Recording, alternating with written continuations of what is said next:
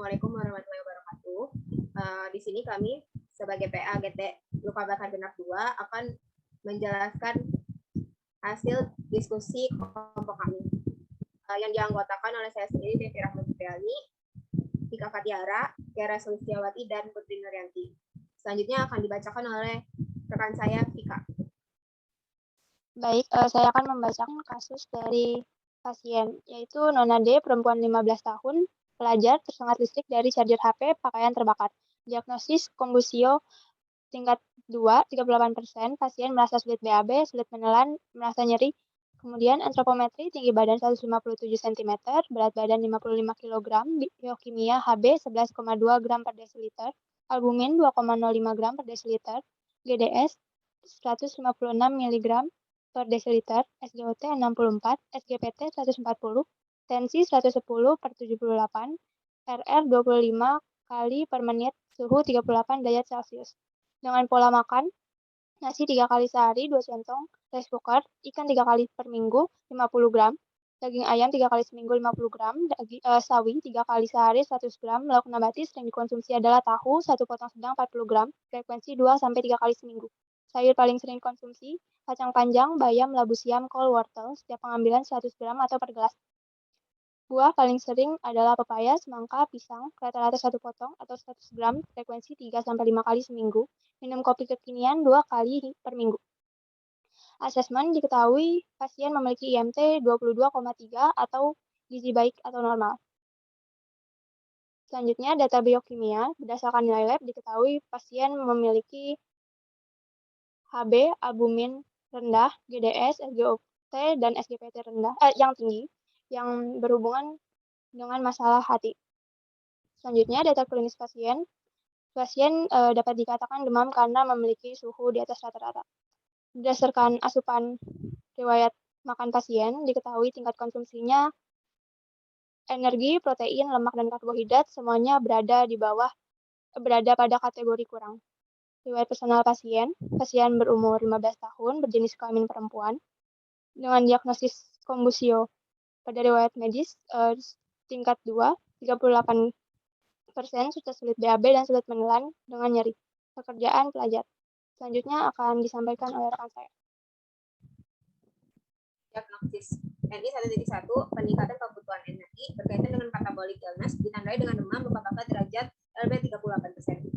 NI 1.4, intake energi tidak mencukupi, peningkatan kebutuhan energi karena katabolic illness ditandai dengan persentase asupan pasien sebelum masuk RS, yaitu energinya 54,1%, proteinnya 50,3%, lemaknya 25%, dan karbohidratnya 69,7%. NC 1.1, kesulitan menelan berkaitan dengan penyebab mekanis yaitu luka bakar ditandai dengan sulit menelan.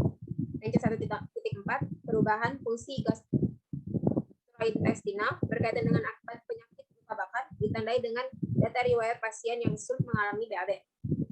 NC 2.2, perubahan nilai lab terkait gizi khusus berkaitan dengan gangguan metabolisme ditandai dengan nilai lab HB 11,2 mg per dl rendah, albuminnya 2,05 G per dl rendah, GDS 156 G per dl tinggi, SGOT 64 U per I tinggi, SGPT 140 U per I tinggi. Selanjutnya akan dibacakan oleh teman-teman.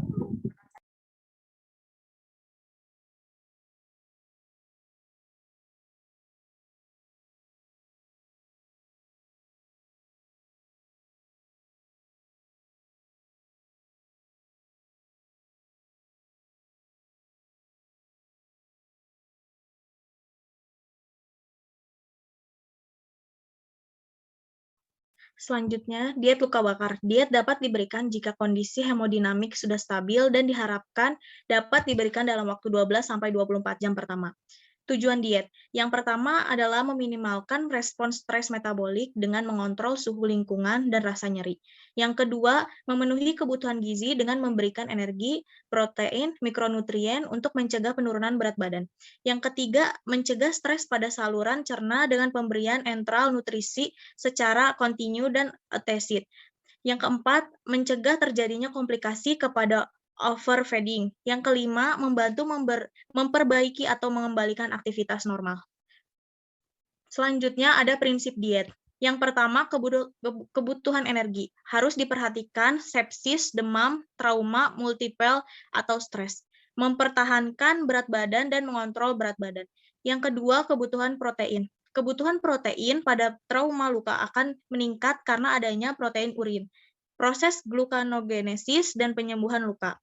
Yang ketiga, kebutuhan karbohidrat. Pemberian sekitar 50-55% total energi monitor pemberian karbohidrat dengan kontrol gula darah. Yang keempat, ada kebutuhan lemak. Lemak diberikan sekitar 50% total energi dan 2-5% asam linolet. Yang kelima, ada kebutuhan cairan. Penentuan kebutuhan cairan menggunakan The Parklife Formula.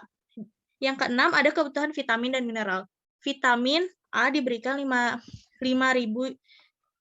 per 1.000 per hari, vitamin C 2 kali 300 mg per hari. Dan yang terakhir, ada kebutuhan serat. Pada fase EBB, sebaiknya diberikan diet rendah atau tanpa serat. Selanjutnya, ada bahan makanan yang dianjurkan, dibatasi, dan dihindari.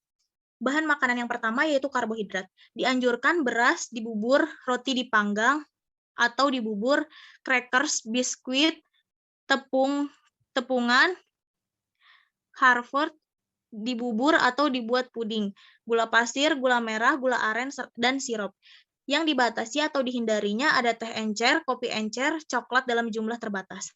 Selanjutnya bahan makanan yaitu protein hewani. Dianjurkannya ada daging sapi, ayam, dan ikan tanpa duri, daging dihaluskan, telur ayam rebus atau dicampur dengan makanan atau minuman, susu, dan yogurt.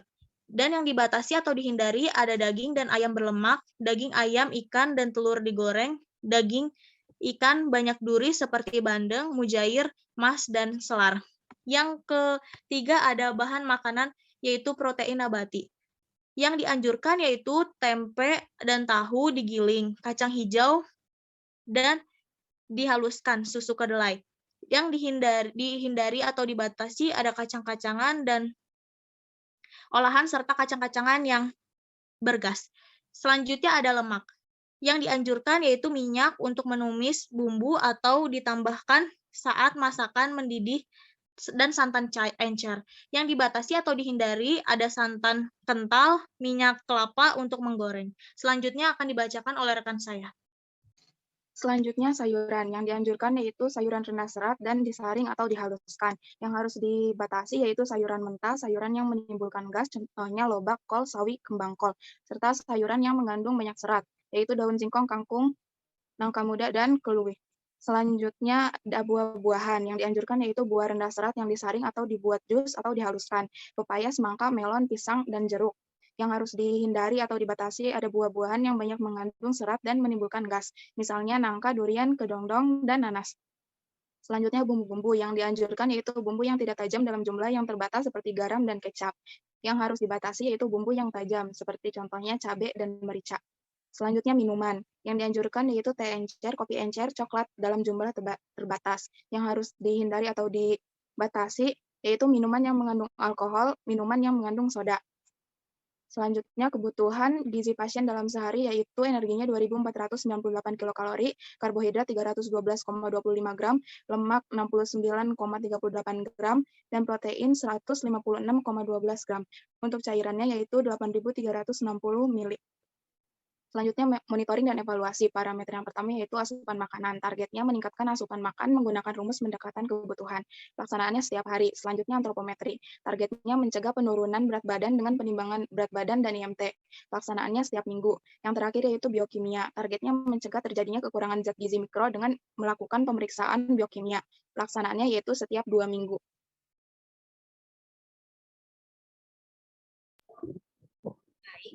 Itu tadi adalah penjelasan diskusi dari kelompok kami.